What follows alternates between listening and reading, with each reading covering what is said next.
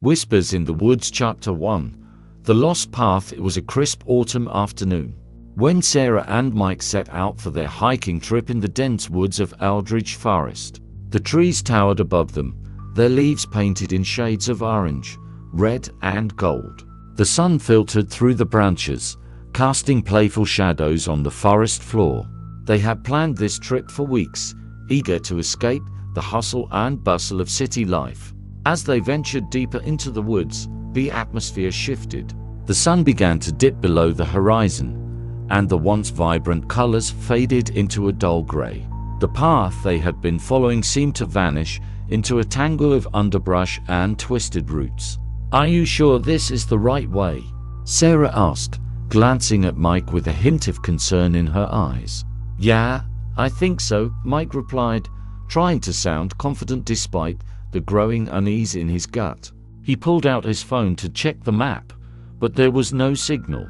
"We might have taken a wrong turn back there." Panic began to creep into Sarah's voice. "What if we can't find our way back?" "Let's just keep moving," Mike suggested. "Well, find a clearing or something. It can't be that far." As they walked further into the woods, an unsettling silence enveloped them. The usual sounds of chirping birds and rustling leaves were replaced by an eerie stillness. The air grew colder, and shadows lengthened around them. Chapter 2. The first whisper after what felt like hours of wandering. They stumbled upon a small clearing. In the center stood an ancient oak tree, its gnarled branches reaching out like skeletal fingers against the dimming sky. They decided to rest for a moment, hoping to regain their bearings. "Maybe we should wait here until it gets dark," Sarah suggested, her voice trembling slightly. "We can see better then." Mike nodded, though he felt an inexplicable urge to keep moving.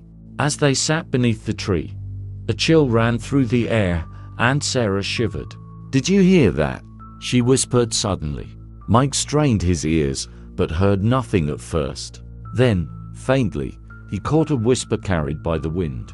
It was indistinct, but seemed to call their name soft and beckoning. "Sarah, Mike, did you hear it?" Sarah's eyes widened in fear. "Maybe it's just the wind," Mike replied, though he wasn't convinced. "Let's not panic." But deep down, he felt a knot tightening in his stomach. They were not alone. Chapter 3. Shadows of the past. As darkness fell, the forest transformed into a labyrinth of shadows. The moon cast an eerie glow, illuminating their surroundings with an otherworldly light. The whispers grew louder, echoing through the trees, weaving in and out like a haunting melody. "Let's try to find a way out," Mike urged, standing up and brushing off his pants. "I don't like this place." They began walking again, but every step felt heavy, as if the ground itself was resisting their departure. The whispers intensified, swirling around them like a sinister fog. "Sarah, might come play with us." The voices sounded like children, innocent yet chilling.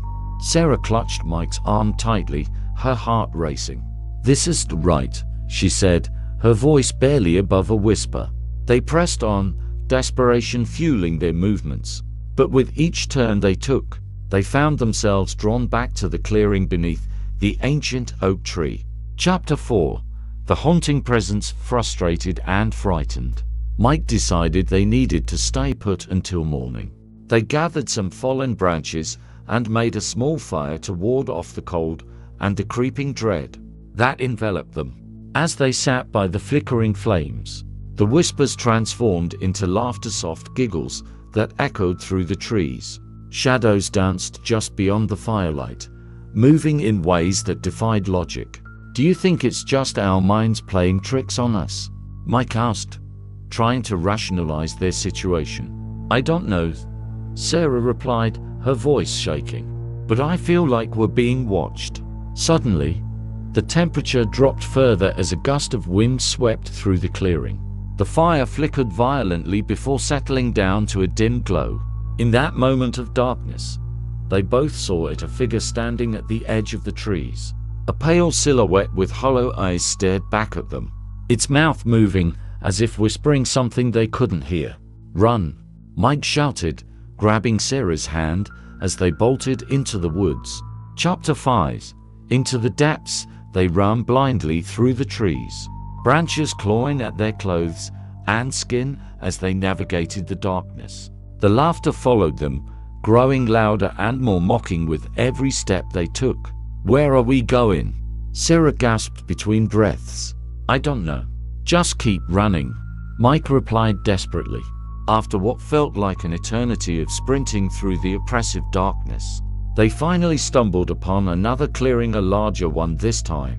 In its center stood a dilapidated cabin, its windows dark and foreboding. "Should we go inside?" Sarah asked hesitantly.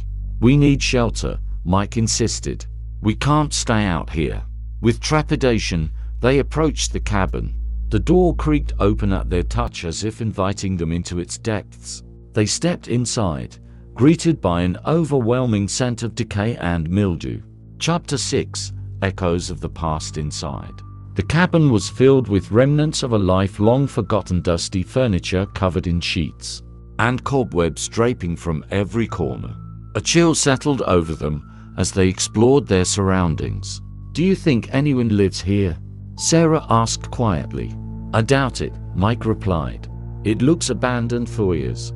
As they moved deeper into the cabin, they found a staircase leading down into darkness.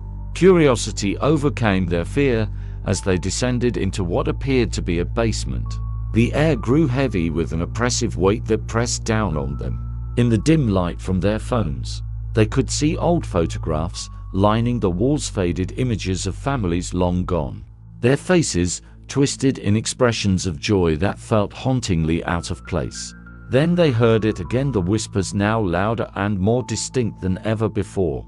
"Help us, save us." Chapter 7. The truth unveiled suddenly. A loud crash echoed from above, causing them to jump. They exchanged terrified glances before deciding to investigate. As they ascended back to the main floor, they found that the front door had slammed shut on its own.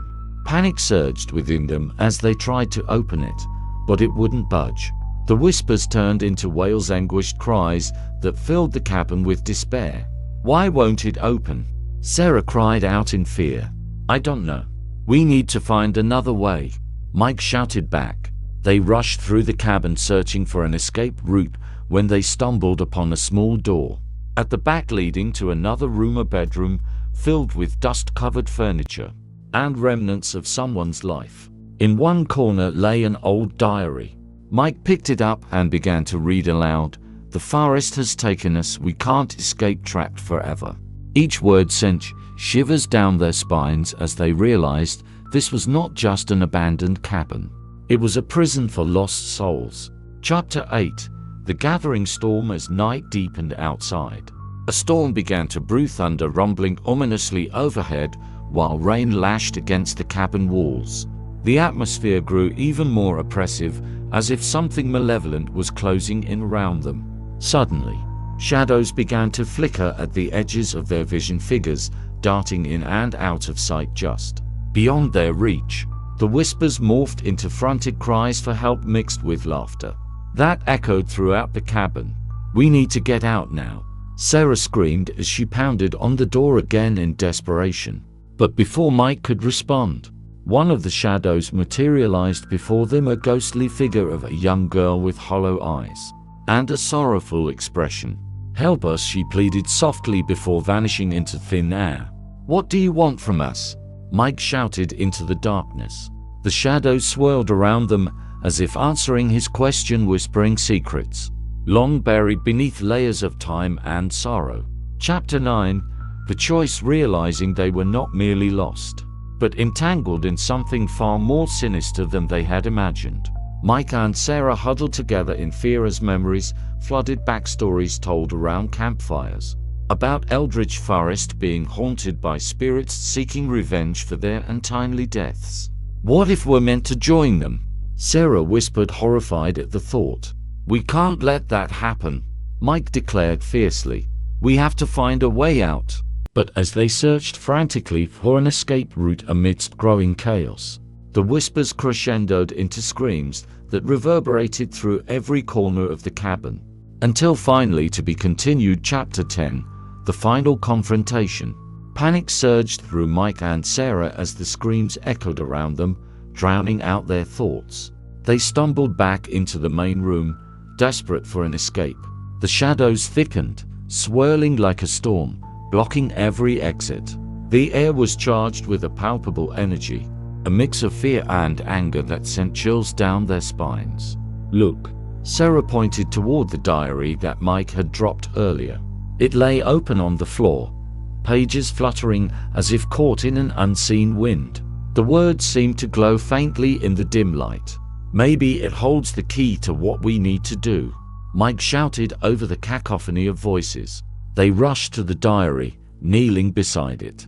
As they read aloud, they discovered the tragic story of the spirits trapped within the forest children, who had gone missing decades ago, victims of a malevolent force that fed on their fear and despair.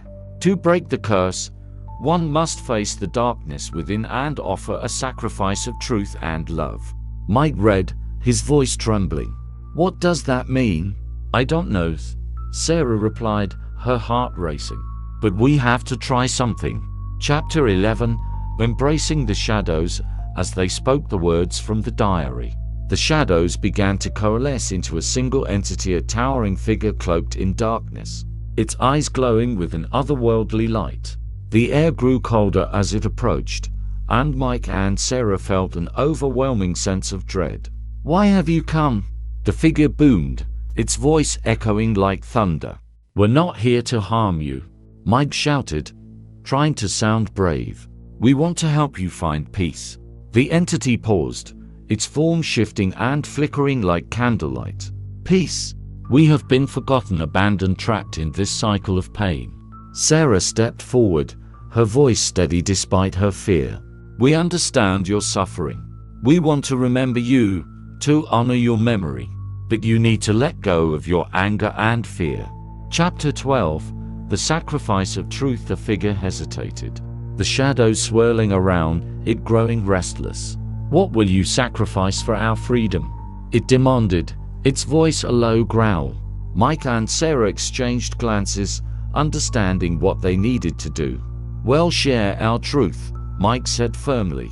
"Well, tell your story to the world so that no one forgets you." With that declaration, they felt a surge of warmth enveloping them, igniting courage within their hearts. They began to speak, sharing their hopes, fears, and dreams, while recounting the stories of the lost children they had read in the diary. As they poured their hearts out, the shadows began to recede, retreating from the light of their words. The figure's expression softened, and for a moment, they saw glimpses of the children's faces, lost but not forgotten. Chapter 13.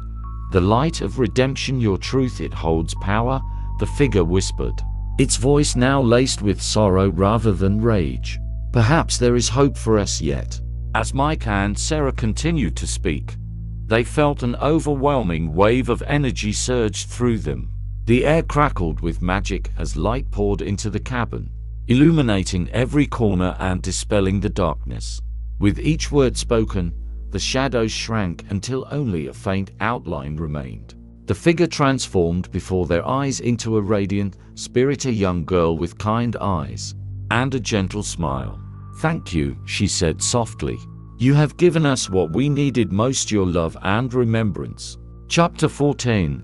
A new dawn. In that moment, a brilliant light enveloped the cabin, and the oppressive weight lifted from their shoulders. The whispers faded into silence as the spirits began to ascend toward the heavens, free at last from their torment.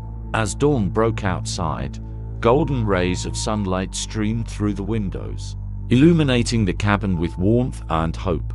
Mike and Sarah stood together, tears in their eyes but smiles on their faces. "We did it," Sarah whispered in disbelief. "Yes," Mike replied, looking around at the now peaceful cabin. "But we have to make sure everyone knows their story." They exited the cabin into the bright morning light, feeling lighter than air. The forest seemed alive with new energy. The trees swayed gently in the breeze, and birds chirped joyfully overhead. Epilogue. Remembering the lost. Weeks later, back in their city life, Mike and Sarah shared their experience with friends and family.